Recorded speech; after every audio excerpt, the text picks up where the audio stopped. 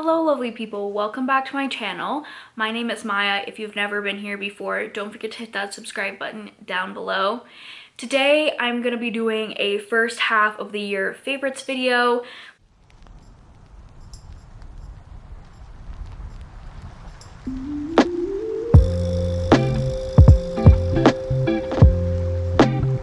I'm not really going to be talking about books in here, so if you're interested in my mid-year kind of wrap up, definitely check out the video in the cards. Yeah, so if you want to know kind of my thoughts on my reads from the beginning of 2022 till now, go check out the mid-year freakout tag. It would have been the video right before this, so definitely check that out.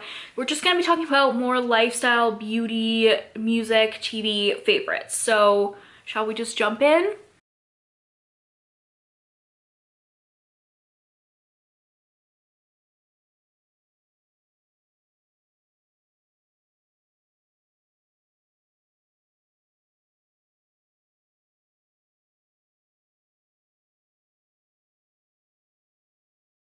We're gonna start with beauty, and I have all the products here in this box, so I'll just pull them out and talk about them kind of as we go.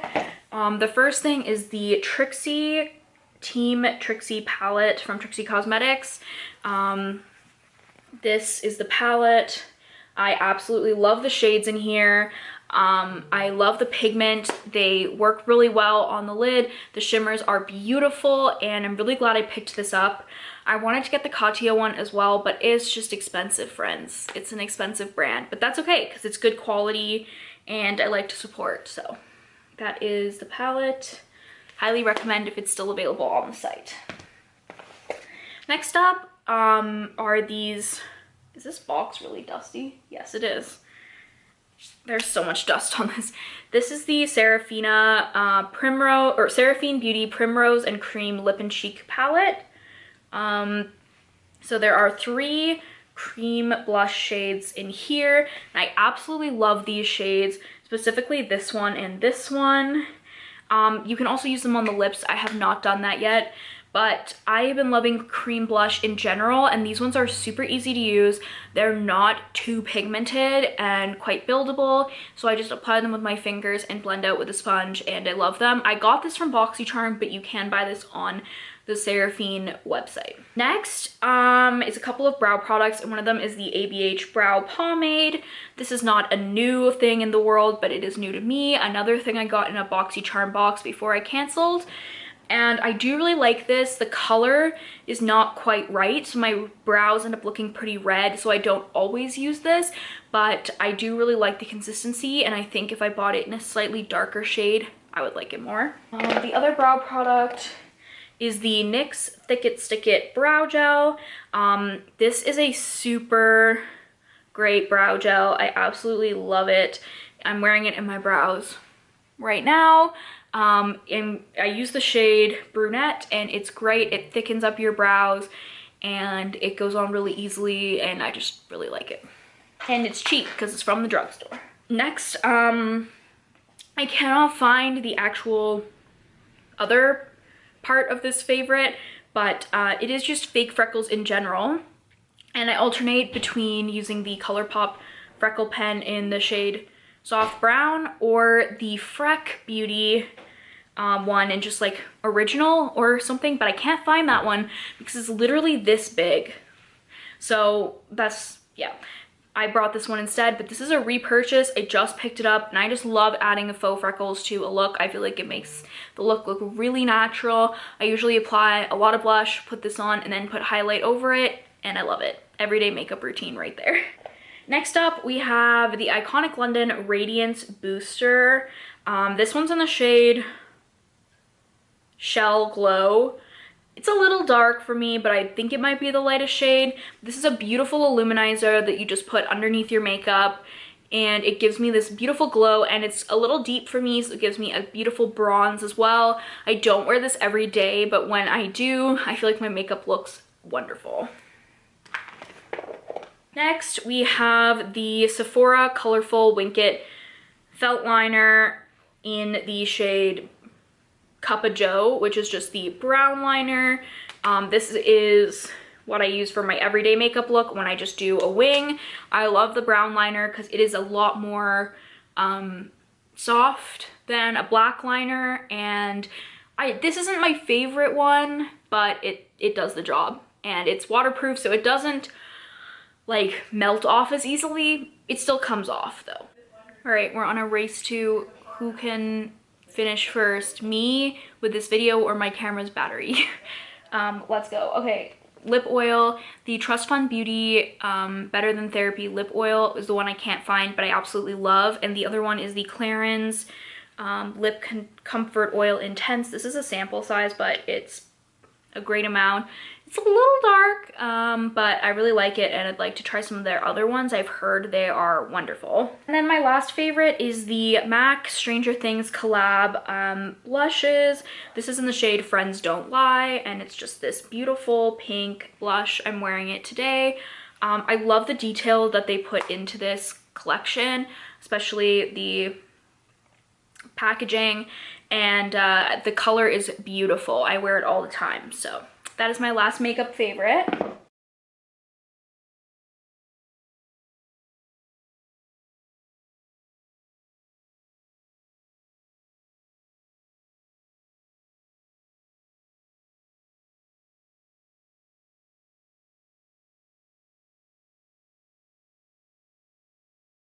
Next, we're gonna jump into podcasts. So I haven't branched out as much with my podcast this year as I have in previous years. So I have 4, and I've been listening to them for a long time, so I can assure you that they are good. The first one is Beach Too Sandy, Water Too Wet. In this podcast, the hosts, Zandy and Christine, read, review 1-star or sometimes 2-star reviews, and in the most dramatic fashion. It is hilarious. I tune in on every single episode. They have a theme, and then they just find reviews that are hilarious about these different places, and I just absolutely love it. I cannot recommend it enough, so definitely check them out. The other one that I've been listening to a bunch is Behind the Bastards. The purpose of this podcast is the host just kind of like picks a historical or present day bastard and talks about them it's a really, really in-depth dive into them. So for example, the ones I've been listening to this week are about Alex Jones. The host has brought in 2 guys who do a podcast on Alex Jones, and they're kind of like breaking down like literally everything that's been going on. I really relate to the majority of the host's beliefs, political beliefs and thoughts about who bastards are in history. So I really enjoy it, and I think it's a really fun way to learn about history. Next is Sounds Like a Cult by Amanda Montell and Issa Medina. Okay, this podcast is, you may have heard of Amanda Montell. I talk about her a lot, but essentially she is a writer. The podcast is about modern day brands, companies, and things that are very culty, and at the end of each episode they tell you like, if you're a part of this brand, should you be, or if you buy into this thing, should you be concerned, or is it just like similar to a cult but there's not a lot of danger?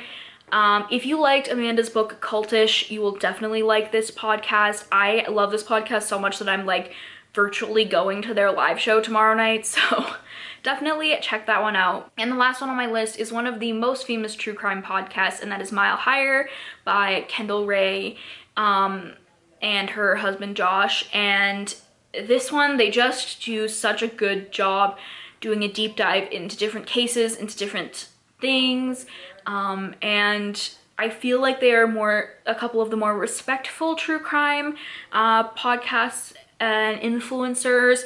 They really try and promote the victims' families and try and get help for people who are still not found. So definitely give them a listen. I really like that podcast.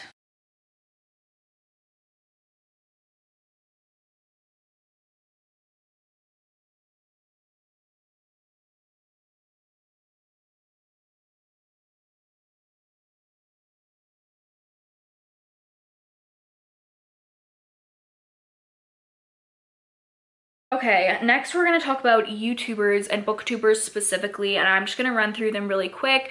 Covers with Cassidy. This girl is also in Edmonton, and I love her. She's been doing so many things. Like, I don't know how she has time to do them, but she makes great videos. I love her TBR game, and yeah, definitely check her out. Next is It's Bells.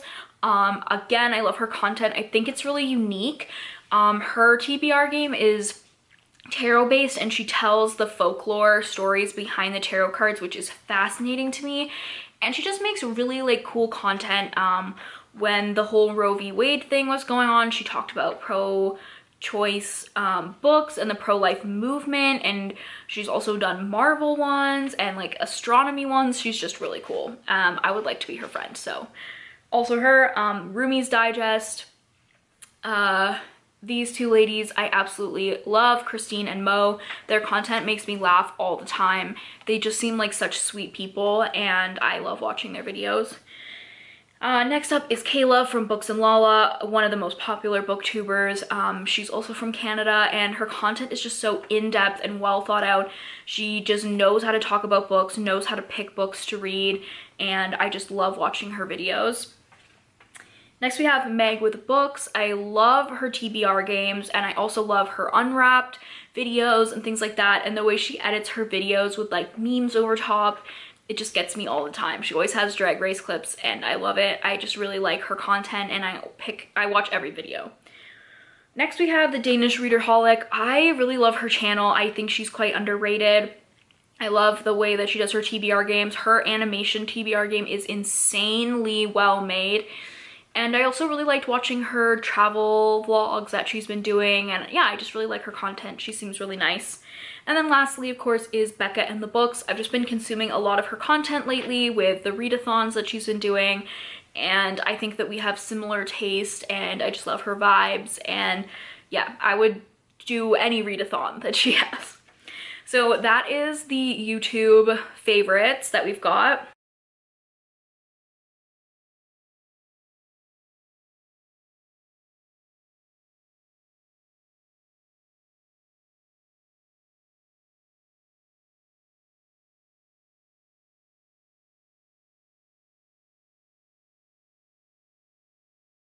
Next, we're gonna jump into TV and movies that I've been loving. So an overarching theme, it's always a theme in my life, is Marvel.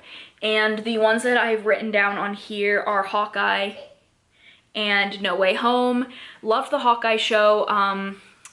I think regardless of how you feel about Jeremy Renner, it's worth it for Haley Steinfeld's version of Hawkeye. I think she's really great. It's really funny, and there were a lot of twists and turns that I really liked, so I definitely recommend that one. And No Way Home was just fantastic. I've seen it a couple of times, and I really enjoyed it, and I loved how they brought in the multiverse. I thought it was very well done in that movie, and yeah, I really liked some of the twists that came in that I wasn't expecting, so it was great. Going along the lines of the multiverse, a movie that really surprised me this year was Everything Everywhere All at Once. I saw it a couple of weeks ago. I'll insert like I'll put the vlog up here that I saw it in. It is one of the weirdest movies I've ever seen in my life, but I absolutely loved it. I really need to see it again, but it is its own take on the multiverse, and it is just wild. Like, there's no other word to describe it. Just wild. Definitely go check it out. Other things, Heartstopper. I have never read the series, but I absolutely adored the TV show. It was so cute. It was like my comfort show. I loved the characters. I thought the acting was great, and the inclusivity was just chef's kiss. Laugh Out Loud Canada was really funny. It is a show where they put some of Canada's favorite comedians in a room, and the goal is to not laugh and make the other people laugh, and it's so funny. If you like Letterkenny, check it out. One of the guys from there, and some like OG Canadian celebrities like Colin Mockery, and it's just so funny, so definitely check that out. It's on Amazon Prime. Then Inside by Bo Burnham. This one didn't come out this year, I'm aware of that, but I absolutely adored it when I finally got around to watching it. And more than the comedy show itself is the music for me. I love the soundtrack, and I listen to it like all the time. I did try and watch the outtakes last week. Didn't really like them that much, but That's just me, but I love the music from it, and I think that he's really funny. The last TV favorite, which I'm sure you will have realized if you follow me on anything other than YouTube, is Formula One.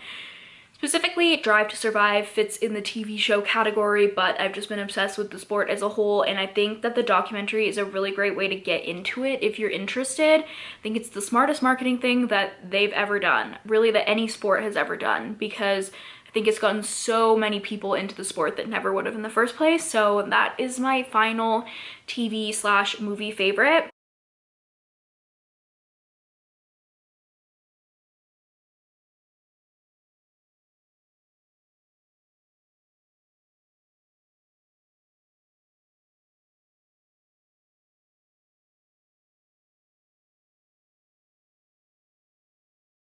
We're almost at the end. The next thing is music, and there have been 3 albums that have come out since the beginning of the year that I really loved, specifically, like album specific.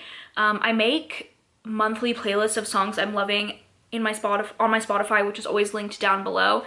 So the first album is obviously Harry's House. I love all of his music. I'm not like a diehard stan or anything, but I love listening to it. And there's like 1 song on this album that I would skip, but literally all of them are so good, and they grow on me every time I listen to them. So this is probably gonna be one of the most listened to albums of the year for me. Next is Cody Simpson's self-titled album. I loved Cody Simpson growing up. He was the first concert that I ever saw, and now he's older and he's put out some more kind of not Disney style music, and I really like it, especially Nice to Meet You is my favorite song from that album. And the last one actually just came out last week, and that's Emily's album, Loneliest Bitch in America. Absolutely love it. There's some amazing songs on there. You've probably heard her music on TikTok, so definitely check that one out. And the last favorite is audiobooks. This year I've gotten into audiobooks. I've never been into them in the past, but I really like them, especially when I was working a 9-to-5, or sort of part-time 9-to-5. It was great because I was able to read and do work at the same time. So I really liked listening to audiobooks, and I think that I wouldn't have gotten through House of Sky and Breath as quickly if I hadn't. And I really love it when the author reads the audiobook too. So that is a plus for me, a pleasant surprise of the year. So those are all my favorites so far for the first half of 2022. As always, I post a lot about what I'm loving on TikTok and Instagram and in my vlog, so don't forget to subscribe here and follow down below to check them out. And give this video a thumbs up if you enjoyed. Hit that subscribe button, and I'll see you in the next one. Bye!